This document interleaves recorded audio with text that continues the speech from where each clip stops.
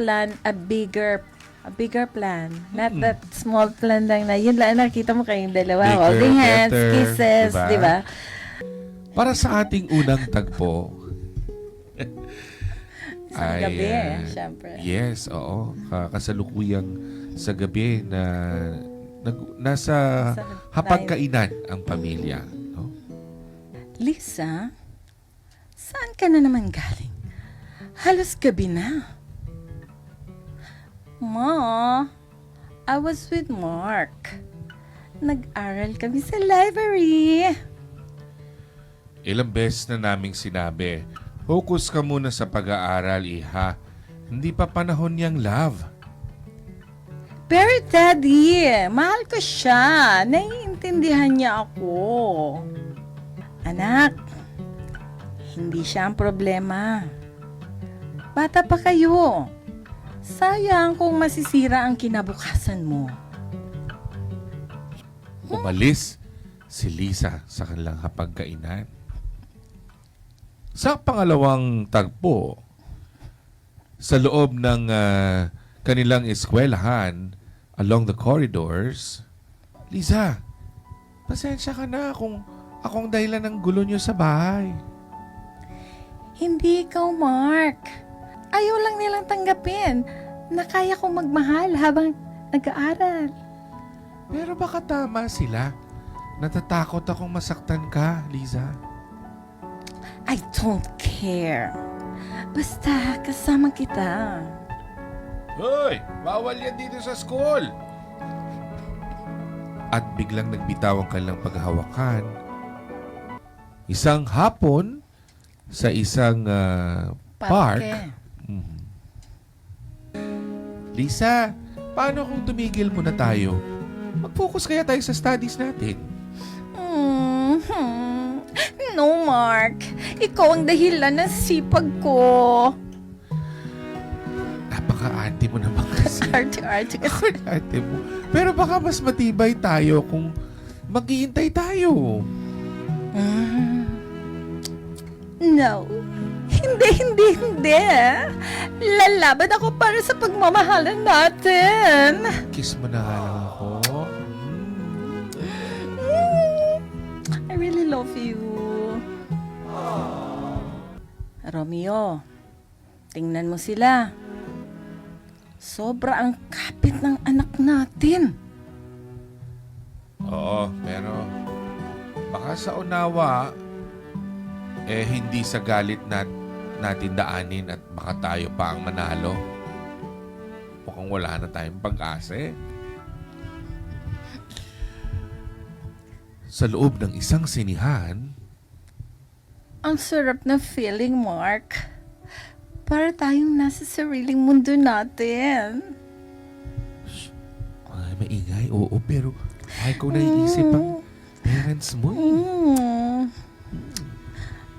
Bango-bango mo.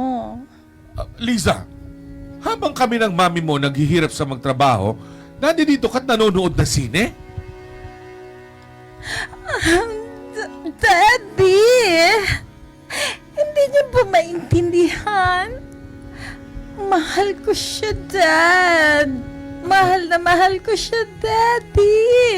Grabe naman yan. Ano ba naman sa magaling ang pamilya? Ingay, nanonood ng sine. Daddy.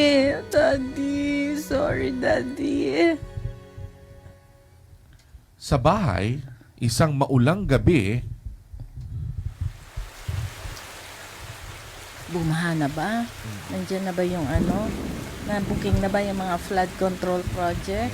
oo nga eh. Bumaha na Lisa, naman. Lisa, umupo ka nga. Umupo ka. Tigilan mo yung kakasilip mo dyan sa bintana. Hindi na pwede itong ganito ng ganito tayo eh.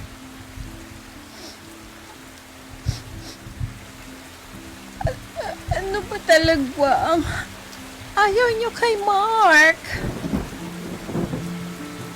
Wala. Ang timing lang. Bata pa kayo. Tapusin mo muna ang school. Anak, mahal ka namin ng Mami Celia mo. Ang tunay na nagmamahal at marunong mag-intay. Tito, tita, Mahal ko si Lisa. Pero handa naman din po ako maghintay. Oo, Mark. Palakihin mo yung boses mo. Tsaka ka na bumalik. Eh, mas matinis pang boses mo sa anak ko eh. Ayan, so... Doon nagtatapos ang tagpuan na maglaglagan si Mark at si Romeo. Ay, sa huli napatunayan ni Liza at Mark na ang pag-ibig ay hindi lang init ng damdamin, kundi tiyaga at sakripisyo. Palagay ko, Nagtuwa si Ma'am Dali, Chino. Labas lahat ng ngipin ni Ma'am Dali sa katatao. ano ang hirap Inipit mo daw kasi. Ipitit. Ano nga yun? Ipit na boses ni Mark. Lisa. Akala ko nga, sabi ko, parang si Lisa yung nagsasalta. Bakit pinaboses niya si Lisa? Akala ko Yung pala sabi ni Lisa. teenager, Sabi boy. ni Lisa, Mark, naipit na naman pa yung itlog mo. Aray ko. So ano ang napatunayan ni Lisa at ni Mark Serval? Yes, dapat tapusin muna ang pag-aaral. Yan naman talaga ang walang ibang pwedeng ipayo sa ganitong ano, no? And normally, during those times na talagang mga ligaw-ligawan na yan, okay naman yan eh. Sabi nga natin lagi, inspiration. Di ba? Yung masaya ka, happy ka. Huwag kayong masyado maging physical, huwag kayong masyado maging obsessed sa bawat isa. May cellphone naman, meron namang ibang paraan para kayo ay makapag-express ng love. Pero ang young love, yan yung mga sweet things, yung mga chocolates, mga magandang pagdaanan naman yan sa buhay. Pero kailangan ang end goal mo, no, is to finish studies, no? Tapusin mo yung high school, tapusin mo yung college, and then from there, yan, malalaman mo na talaga ito na yung bagay para sa iyo. Ang tunay na pagmamahal, sabi nga ni Kuya Romeo, hindi nagmamadali. Kung totoo ito, mas titibay yan habang maghihintay ka ng tamang panahon.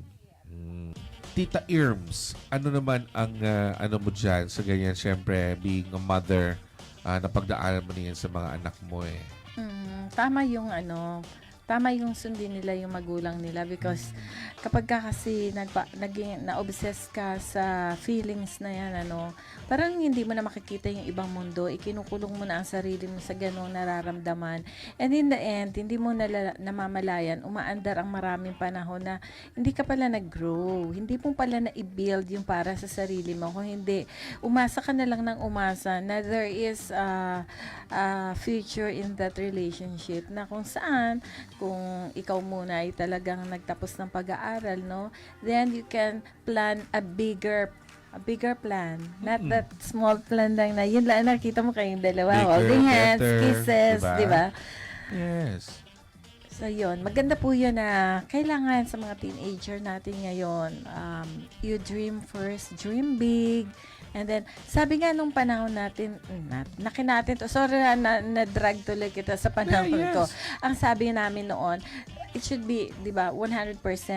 So, dapat 1% lang ang magsisilbing inspiration from your, crush or boyfriend. Tapos, yung 99% should be perspiration. Naalala mo yun? Mga slambok nung panahon. Ang cute, di ba? Kaya amoy pawis ka. At saka nasusunog ang kilay noong panahon. Kaya mga tao ngayon, nagpapatattoo na ng kilay. And do not worry, hindi kayo mauubusan. Napakarami na magmamahal at mamahalin mo. The right person at the right time. The right person will come along. Pero, hindi naman yun nga, sabi nga natin, hindi naman masama na magkaroon kayo ng boyfriend o girlfriend during the time na kayo mga bata pa.